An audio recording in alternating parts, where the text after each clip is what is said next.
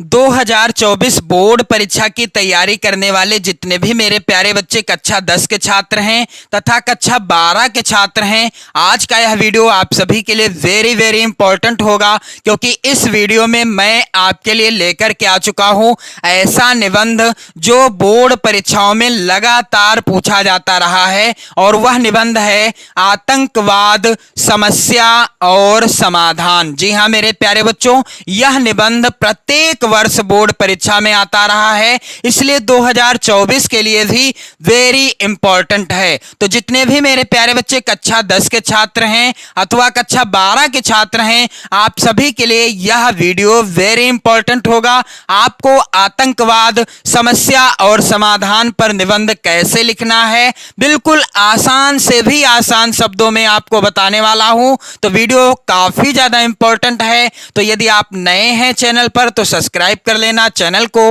Video को like भी कर देना, अपने प्यारे प्यारे कमेंट भी करते रहना। तो यहां पर आप देखेंगे जब भी आप निबंध लिखोगे अपनी बोर्ड परीक्षा में या अपनी नोट्स पर, तो आपको करना क्या है, पहले तो आप रूपरेखा लिखेंगे, इसके अंतर्गत आपको प्रस्तावना, और दूसरे नंबर पर आतंकवाद से तात्पर्य क्या है, और तीसरा है यहां पर विश्व में व्याप्त हिंसा की प्रवृत्ति और आतंकवाद। और मैंने आपको बता दिया है कि 2024 के लिए यह निबंध वेरी इंपॉर्टेंट है। और मेरे प्यारे बच्चों, कक्षा 10 तथा कक्षा 12 दोनों कक्षाओं में 9 नंबर का यह प्रश्न आएगा, यानी निबंध पर आधारित प्रश्न आएगा 9 नंबर का। तो आपके 9 नंबर बिल्कुल पक्के हो जाएंगे इसी वीडियो के द्वारा। तो मेरे प्यारे बच्चों, अगली हेडिंग क्या रहेगी, प्रस्तावना के बाद आतंकवाद से तात्पर्य, फिर विश्व में व्याप्त हिंसा की प्रवृत्ति और आतंकवाद, चौथे नंबर पर भारत में आतंकवादी गतिविधियां, और 5वें नंबर पर आतंकवाद का समाधान कैसे किया जाए। और इसके बाद अगली हेडिंग क्या रहेगी, उपसंहार। ये हो जाएगी रूपरेखा। अब आपको लिखना कैसे है, तो यहां पर आप लोग ध्यान देंगे, पहली हेडिंग क्या रहेगी, प्रस्तावना। अब प्रस्तावना में आपको क्या लिखना है मेरे प्यारे बच्चों, बिल्कुल आसान से भी आसान शब्दों में मैं आपको बताऊंगा। 21वीं शताब्दी के प्रारंभिक वर्षों में आतंकवाद सभी महाद्वीपों में फैल चुका है और दक्षिण एशिया के देशों में इसकी विभीषिका सर्वाधिक रूप से मौजूद दिखाई पड़ रही है। भारत आतंकवाद से अधिक पीड़ित है और इस क्षेत्र में भारत व पाकिस्तान के संबंध कभी भी अच्छे नहीं रहे हैं। यानी आतंकवाद से संबंधित भारत और पाकिस्तान में हमेशा संबंध क्या रहे हैं, कभी भी अच्छे नहीं रहे हैं। पाकिस्तान युद्ध में भारत से विजय प्राप्त नहीं कर सकता, अतः उसने छद्म रूप से आतंकवाद को हथियार बना लिया है। क्योंकि आप सभी लोग जानते हो कि भारत से पाकिस्तान कभी भी युद्ध में जीत नहीं सकता, इसलिए उसने क्या किया है, छल पूर्वक आतंकवाद को ही अपना हथियार क्या बना लिया है, अपना हथियार बना लिया है। दूसरी हेडिंग यहां पर आप देख रहे हो, मैंने बिल्कुल सीमित शब्दों में लिखा है और आपको अच्छे से स्मरण भी रहेगा, आपको अच्छे से समझ में भी आ जाएगा। तो यहां पर दूसरी हेडिंग क्या होगी मेरे प्यारे बच्चों, आतंकवाद से तात्पर्य। आतंकवाद से तात्पर्य क्या है, तो आतंकवाद एक ऐसी विचारधारा है जो राजनैतिक लक्ष्यों की प्राप्ति के लिए शक्ति या अस्त्र शस्त्र के प्रयोग में विश्वास रखती है। आतंकवाद एक ऐसी विचारधारा है जो राजनैतिक लक्ष्यों की प्राप्ति के लिए शक्ति या अस्त्र शस्त्र के प्रयोग में क्या रखती है, विश्वास रखती है। अस्त्र शस्त्रों का ऐसा घृणित प्रयोग प्रायः विरोधी वर्ग, दल, समुदाय या संप्रदाय को भयभीत करने और उस पर विजय प्राप्त करने की दृष्टि से किया जाता है। क्या होता है, प्रायः हम देखते हैं कि किसी भी विरोधी दल को या किसी भी विरोधी वर्ग को या समुदाय को या संप्रदाय को जब भी भयभीत करना होता है तो उस पर क्या करते हैं, अस्त्र शस्त्रों का प्रयोग करते हैं या अस्त्र शस्त्रों के प्रयोग के द्वारा उसे क्या करते हैं, डराते हैं, धमकाते हैं या मृत्यु के घाट भी उतार दिया जाता है।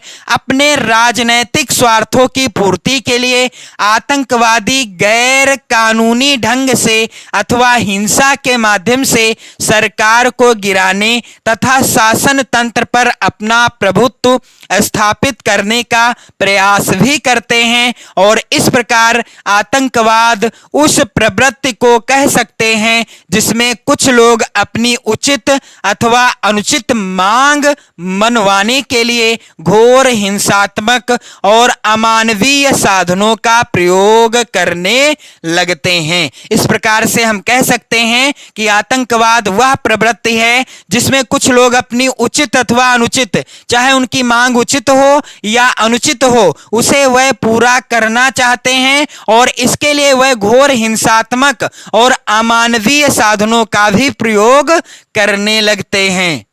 अगली हेडिंग है मेरे प्यारे बच्चों, विश्व में व्याप्त हिंसा की प्रवृत्तियां और आतंकवाद। तो यहां पर आप संक्षिप्त में पढ़िएगा। आज लगभग पूरा विश्व आतंकवाद की चपेट में है। राजनैतिक स्वार्थों की पूर्ति के लिए सार्वजनिक हिंसा और हत्याओं का रास्ता अपनाया जा रहा है। यानी राजनैतिक स्वार्थों की पूर्ति के लिए क्या हो रहा है, सार्वजनिक रूप से हिंसा हो रही है और हत्याओं का भी रास्ता अपनाया जा रहा है। संसार के भौतिक दृष्टि से संपन्न देशों में आतंकवाद की यह प्रवृत्ति और भी ज्यादा पनप रही है। अमेरिका के राष्ट्रपति जॉन एफ कैनेडी और भारतीय प्रधानमंत्रियों श्रीमती इंदिरा गांधी तथा श्री राजीव गांधी की नृशंस हत्या, अमेरिका के हवाई जहाज में बम विस्फोट, भारत के हवाई जहाज का पाकिस्तान में अपहरण आदि घटनाएं, ये सभी अंतर्राष्ट्रीय आतंकवाद के कुछ उल्लेखनीय उदाहरण हैं। तो यहां पर आप देखेंगे अगली हेडिंग क्या है, भारत में आतंकवादी गतिविधियां। तो भारत में आतंकवादी गतिविधियां कब कब हुई, तो विगत 2 दशाब्दियों में भारत के पंजाब, बिहार, असम, बंगाल, जम्मू कश्मीर आदि कई प्रांतों में आतंकवादियों ने व्यापक स्तर पर आतंकवाद फैलाया। मुंबई में 26 नवंबर 2008 को बड़ा आतंकी हमला भारत को झेलना पड़ा। इससे पूर्व 13 दिसंबर को 2001 को भी, यानी 13 दिसंबर 2001 को भी भारतीय संसद पर जैश के आतंकियों ने हमला किया था और जम्मू कश्मीर विधानसभा के भवन पर भी जैश ए मोहम्मद ने ब्लास्ट किया था।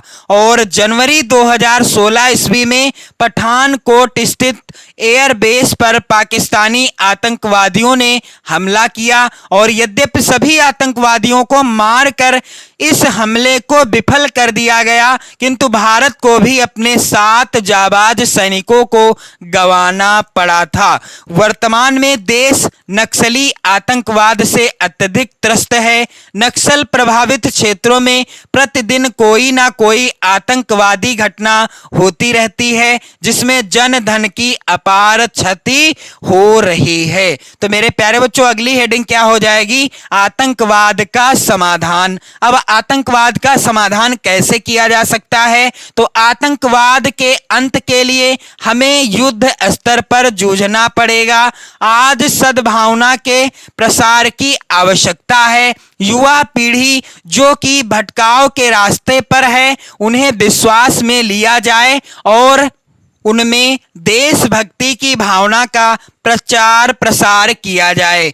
आतंकवादियों से किसी प्रकार का समझौता राष्ट्र के लिए घातक सिद्ध होगा। उन्हें देशद्रोह के आरोप में मृत्यु दंड दे दिया जाना चाहिए। आतंकवादियों को तुरंत मृत्यु दंड दे दिया जाना चाहिए और आतंकवाद के आश्रयदाता पर भी देशद्रोह का आरोप लगाकर कड़ी सजा दी जानी चाहिए। यदि हो सके तो उन्हें भी मृत्यु दंड दे दे दिया जाना चाहिए। भारत यदि यह समझता है कि राजनीतिक स्तर पर आतंकवाद की समस्या का समाधान है तो उसे इसके लिए आगे बढ़ना चाहिए, लेकिन यह आवश्यक है कि समझौता सर कटा सकते हैं लेकिन सर झुका सकते नहीं के सिद्धांत से प्रेरित हो। ऐसा समझौता कठिन हो सकता है किंतु असंभव नहीं। मेरे प्यारे बच्चों, अंतिम हेडिंग क्या है? उपसंहार। तो उपसंहार के अंतर्गत आपको क्या लिखना है कि आतंकवाद मानवीय सभ्यता पर कलंक है। आतंकवाद से किसी भी समस्या का समाधान संभव नहीं है। अब समय आ गया है कि मानवीय सभ्यता के इस कलंक को पूरे संसार से अस्थायी रूप से मिटा देना चाहिए। तो इस तरीके से आपको आतंकवाद पर निबंध लिखना है और मैंने आप सभी को पर्यावरण प्रदूषण पर भी निबंध, जी हाँ मेरे प्यारे बच्चों, पर्यावरण प्रदूषण पर निबंध लिखने का तरीका बता दिया है। आप लोग चैनल की प्लेलिस्ट में जाओ, वहां पर आपको वीडियो मिलेगा, बिल्कुल आसान शब्दों में बताया है पर्यावरण प्रदूषण पर निबंध कैसे लिखें ताकि आपके 9 नंबर बिल्कुल पक्के हो जाएं। तो मेरे प्यारे बच्चों, आप लोग वीडियो को शेयर कर दें, लाइक कर दें। पढ़ते रहें, मस्त रहें, स्वस्थ रहें। जय हिंद।